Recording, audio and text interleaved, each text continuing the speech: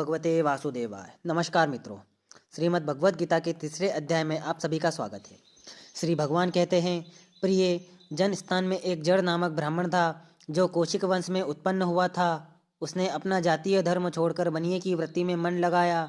उसे पराई स्त्रियों के साथ व्यभिचार करने का व्यसन पड़ गया था। वह सदा जुआ खेलता, शराब पीता और शिकार खेलकर जीवों की हिंसा किया करता था।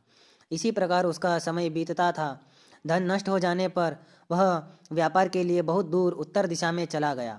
वहाँ से धन कमाकर घर की ओर लौटा। बहुत दूर तक का रास्ता उसने तय कर लिया था।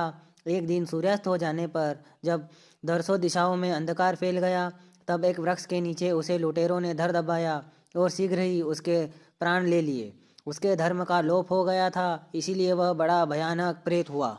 पुत्र बड़ा धर्मात्मा और वेदों का विद्वान था। उसने अब तक पिता के लौट आने की राह देखी। जब वे नहीं आए तब उसका पता लगाने के लिए वह स्वयं भी घर छोड़कर चल दिया।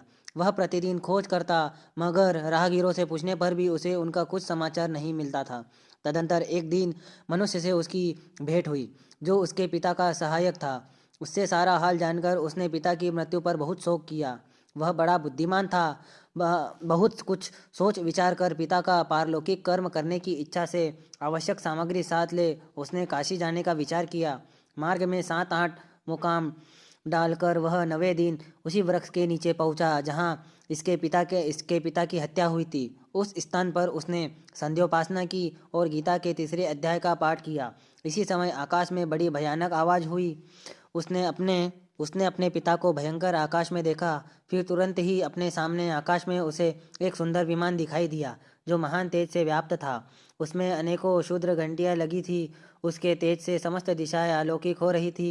यह दृश्य देखकर उसके चित्त की व्यग्रता दूर हो गई। उसने विमान पर अपने पिता को दिव्य रूप धारण किए विराजमान देखा। उनके शरीर पर पीताम्बर शोभा पा रहा था और मुनिजन उनकी स्तुति कर रहे थे। उन्हें देखते ही पुत्र ने प्रणाम किया।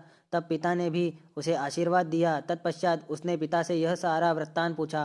उसके उत्तर में पिता ने सब बातें बताई। इस प्रकार कहना आरंभ किया, बेटा, देववश मेरे निकट गीता के तृतीय अध्याय का पाठ करके तुमने इस शरीर के द्वारा किए हुए दुस्तज्य कर्म बंधन से मुझे छुड़ा दिया है। अतः अब घर लौट जाओ, क्योंकि जिसके लिए तुम काशी जा रहे थे वह प्रयोजन इस समय तृतीय अध्याय के पाठ से ही सिद्ध हो गया है। कर ब्राह्मण के पिता को इस धरती पर मुक्ति प्राप्त हो गई। अब आगे वो ब्राह्मण यम की यातनाएं किस प्रकार भोगेगा, ये हम आगे की वीडियो में जानेंगे। धन्यवाद।